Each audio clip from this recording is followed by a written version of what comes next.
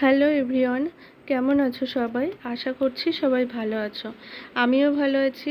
রিয়াস ব্লগে আর একটা নতুন ভিডিওর সঙ্গে সবাইকে ওয়েলকাম জানাই। আর আজকে করছি রুই পোস্ত, তাই জন্য আমি 5 পিস রুই মাছ নিয়েছি।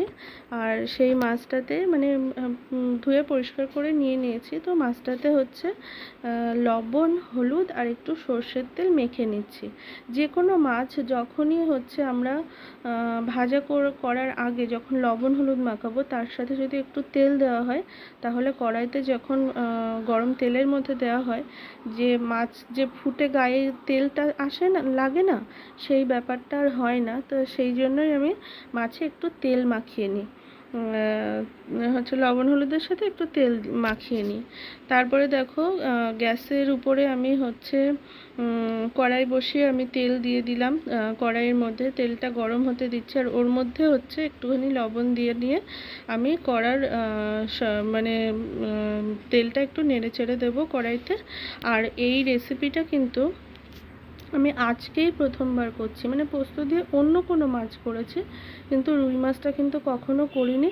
আর একদমই নিজের মতো করে, ওই জন্য একটু ভয় লাগছে যে কেমন হবে রেসিপিটা। তো তোমরা দেখো, আমি আমার মতো করে, যাতে আমি চেষ্টা করব যে ভালো হয়। এখন জানি না কেমন হবে, তো দেখো আমি কিভাবে কি করছি। আর এই রেসিপিতে কিন্তু তেমন কিছুই প্রয়োজন নয়, অল্প কিছু জিনিস প্রয়োজন। তো দেখো, আর মাছটাকে, তার কথা বলতে বলতে দেখো, মাছটাকে কিন্তু আমি ভেজে নিচ্ছি। আর মাছটা কিন্তু বেশ ভালো মতো করে ভাজতে হবে, বেশ লাল লাল করে ভেজে নিতে হবে সুন্দর করে। তো আমি এখন সেটাই করছি। আর মাছটা কিন্তু ভাজা করতে বসিয়ে আমি পোস্তটা বেটে নেব। যেহেতু রুই পোস্ত তো বাটতেই হবে, তাই না? দেখো, এই রকম করে ভেজে নিয়েছি। আর এই যে শিলে আমি পোস্ত নিয়েছি, আর বাটাও আমার হয়ে গেছে। আর আর তেমন পোস্তটা আর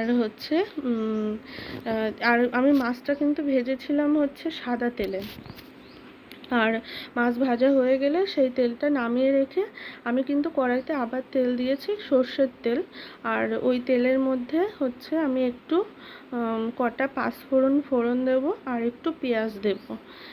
আর এই রেসিপিতে আর কিছুই কিন্তু দেওয়ার নেই। আর একটুখানি কয়েকটা কাঁচা লঙ্কা উপর থেকেই দিয়ে দেব, গোটা আর কি। তো পেঁয়াজটা আমি ভেজে নেব প্রথমে ভালো করে, বেশ লাল লাল করে ভেজে নিতে হবে। ভেজে নিয়ে লাল লাল করে আমি ভেজে নিচ্ছি। ভেজে নিয়ে তারপরে একটু লবণ দিয়ে দিলাম, স্বাদ মতো লবণ। এতে তো হলুদ দেওয়ার কোনো ব্যাপার নেই। আর এটা একটু হলুদ হলুদ মতো লাগছে কেন বলো তো?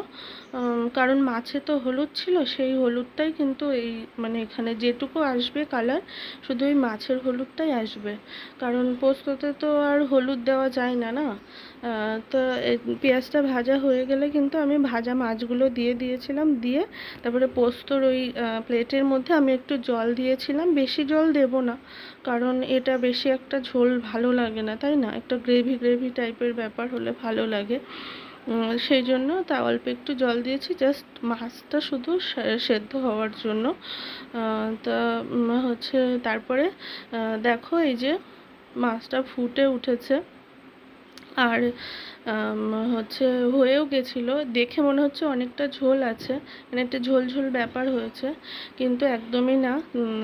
ওটা যখনই একটু ঠান্ডা হয়ে যাবে, একটা গ্রেভি ব্যাপার এসে যাবে। আর লাস্টে কিন্তু নামানোর আগে আমি একটুখানি কাঁচা সর্ষের তেল উপর দিয়ে দিয়েছিলাম।